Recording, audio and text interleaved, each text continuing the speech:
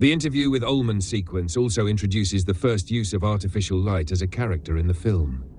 The hotel, functioning as a conscious supernatural entity, is reminiscent of HAL 9000, but unlike HAL, it has no orthographic interface. Instead, the hotel communicates through latent optics and distortions that appear entirely real. Throughout the film, Kubrick conjures a constant symphony of natural light, incandescent lamps, and cool fluorescent luminance. Here, however, we see a significant divergence from the cool blue and yellow hues established in the lobby. The light from the office window is equalized with two fluorescent fixtures, both possessing an identical white balance. This equilibrium hints at the falseness of both light sources. Kubrick intentionally makes the light appear supernatural, its complete lack of hue suggesting it exists outside the boundaries of natural perception. Window placement in the Overlook is essential to the roles each room plays. Some windows are false, serving as portals or illusions, and this relationship with light becomes critical to understanding the hotel's design. While some placements are symmetric or near-symmetric, many are not. Exceptions include spaces like the kitchen, games room, and the Torrance apartment. The outdoors appear endlessly expansive with parallax depth, while the indoors mask their infinity behind the illusion of finiteness. Jack moves through an interplay of light hues: daylight, blue, incandescent, yellow, fluorescent, green, and ultimately spectral, colorless. This progression reflects the hotel's transformation from a seemingly ordinary place to a supernatural domain. The general manager's office and Susie's anteroom provide the clearest evidence of modernity in the Overlook. Without this introduction, would we even know what year the film is set in? The abstract art depicting an American Indian chief, possibly Chief Cornstalk, whose curse is referenced at the film's conclusion, sits alongside color photographs of mountains and a snow-patched overlook. These details establish the importance of wall hangings, which later become crucial storytelling elements, as Jack himself becomes absorbed into one. This pairing of modern art and photography illustrates the diverging use of color technology. Color photography representing the conscious modern world, and abstract art symbolizing the unconscious world conjured by the hotel.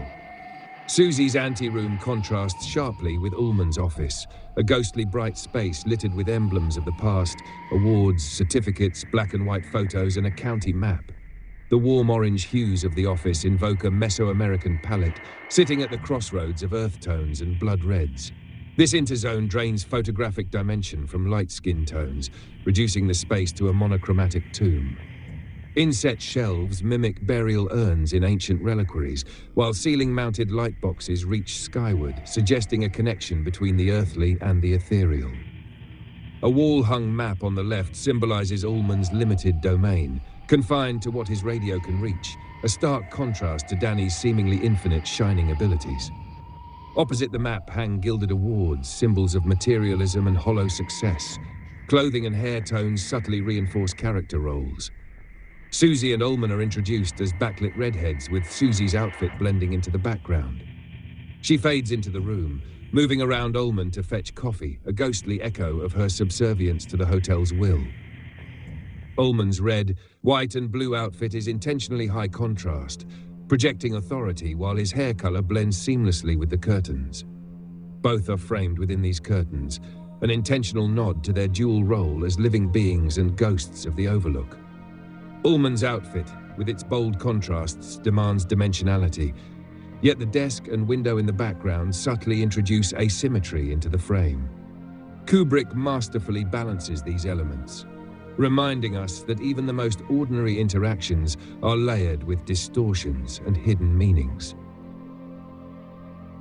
Navajo zigzag and diamond patterns, often referencing lightning and mirrors, first appeared on the wall hanging in the background during Jack's earlier walk, where two men stood waiting for the elevator.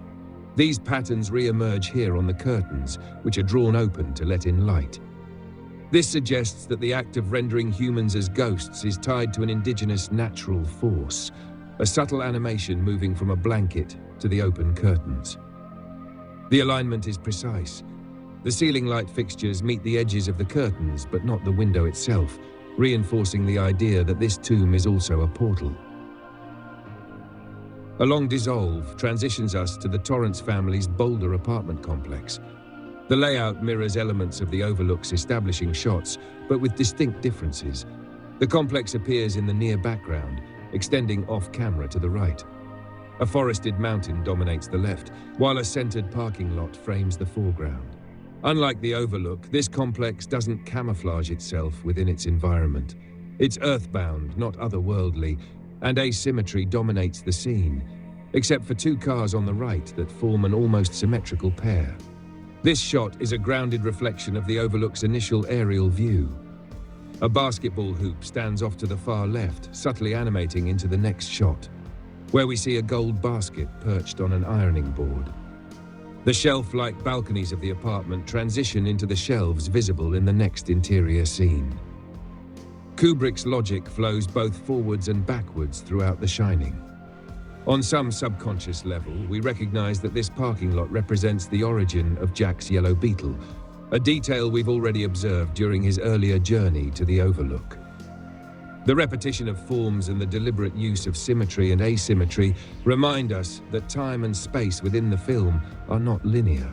They are layered and interconnected.